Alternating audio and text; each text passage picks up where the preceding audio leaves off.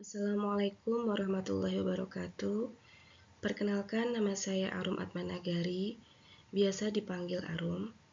Pada kesempatan ini, saya akan memaparkan materi mengenai hubungan internal dalam komunikasi korporat dengan fokus pada bagaimana komunikasi internal dapat menjadi strategi utama dalam membangun kinerja organisasi secara efektif dan berkelanjutan.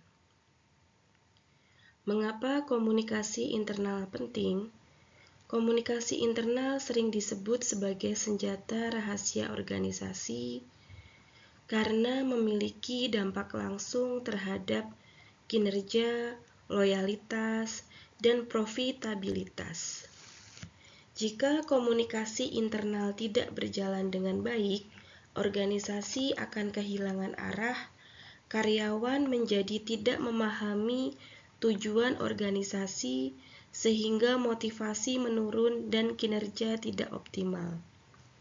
Artinya, komunikasi internal bukan sekadar menyampaikan informasi, tetapi menyelaraskan seluruh organisasi. Definisi komunikasi internal. Komunikasi internal adalah proses pertukaran informasi dan pemaknaan antara pimpinan dan karyawan dalam organisasi. Komunikasi ini bisa bersifat formal, seperti rapat dan kebijakan, maupun informal seperti diskusi sehari-hari. Tujuan utamanya adalah memastikan bahwa visi, misi, dan strategi organisasi dipahami dan dijalankan oleh seluruh anggota organisasi. Dimensi strategis komunikasi internal. Komunikasi internal memiliki 3 peran strategis utama. Pertama, sebagai alat alignment organisasi, yaitu menyelaraskan seluruh unit kerja. Kedua, sebagai penguat budaya yang menghubungkan nilai perusahaan dengan perilaku karyawan.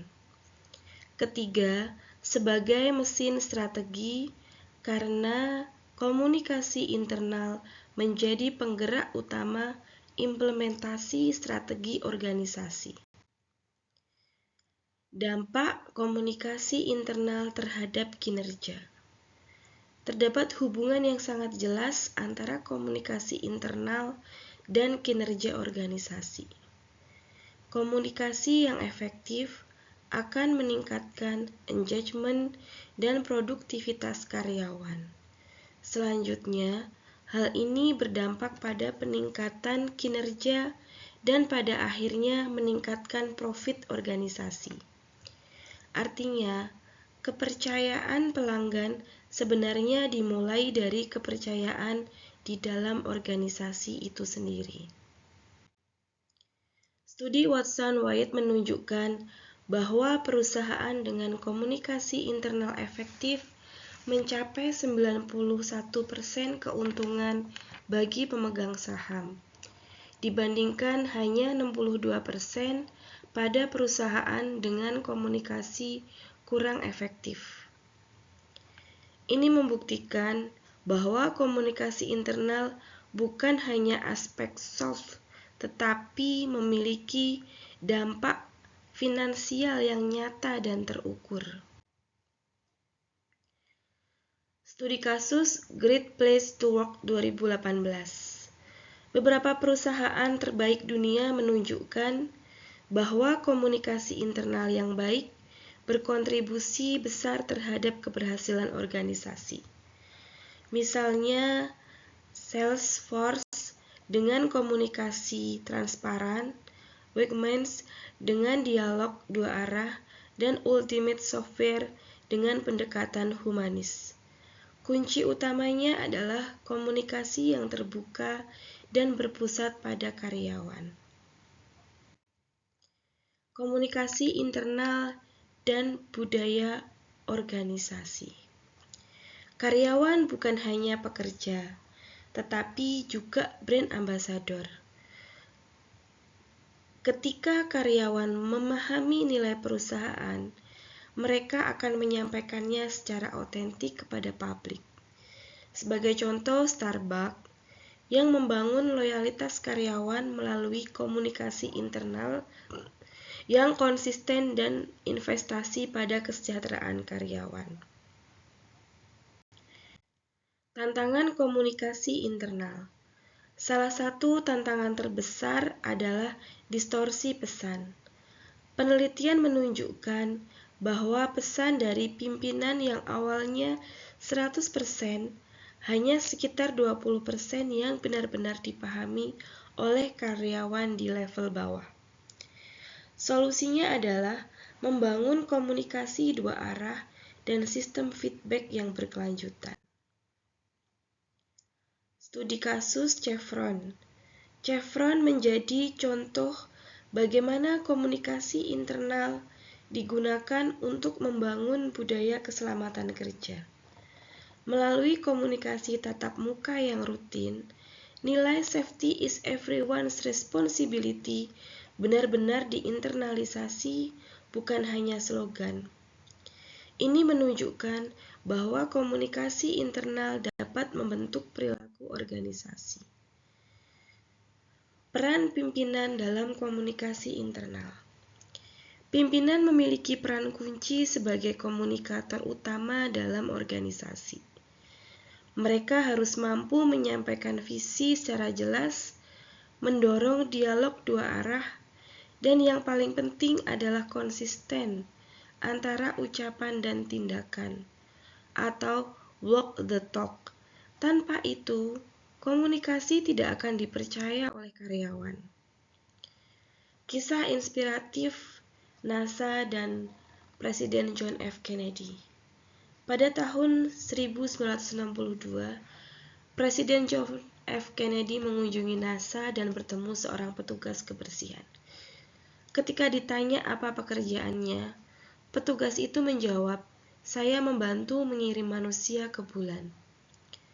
Kisah ini menunjukkan kekuatan komunikasi visi yang inspiratif. Ketika pemimpin mampu menyampaikan tujuan besar dengan jelas dan bermakna, setiap anggota organisasi dari level tertinggi hingga terendah merasa menjadi bagian dari misi yang lebih besar dari diri mereka sendiri. Keahlian pimpinan menurut Katz. Menurut Katz, pimpinan harus memiliki 3 kemampuan utama, meliputi technical skill untuk menjalankan tugas, human skill untuk membangun hubungan, dan conceptual skill untuk berpikir strategis. Ketiganya penting dalam memastikan komunikasi berjalan efektif. Memahami karyawan lintas generasi. Setiap generasi memiliki gaya komunikasi yang berbeda.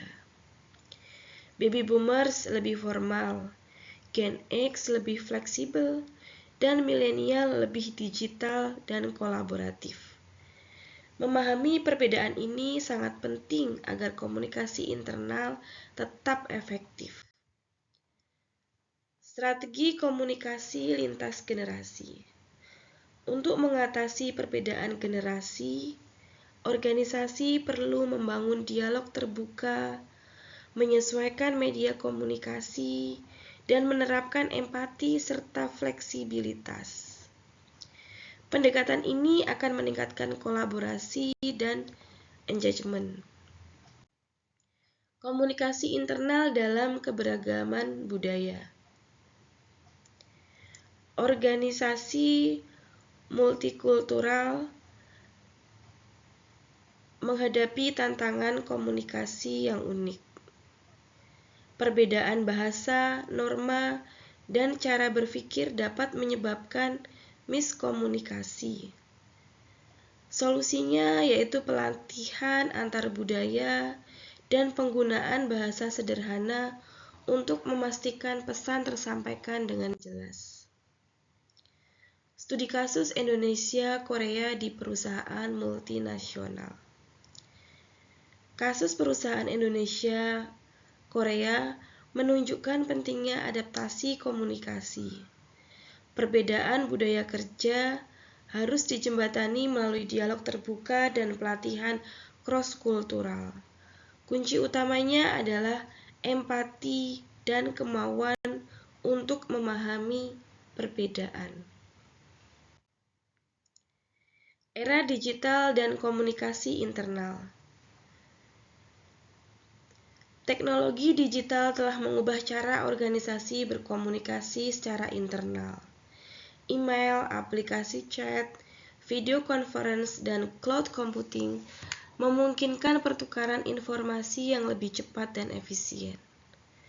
Komunikasi kini bersifat real-time, personal, dan dapat dilakukan kapan saja dan dari mana saja.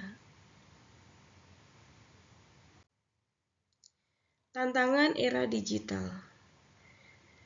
Di sisi lain, era digital juga membawa tantangan seperti information overload.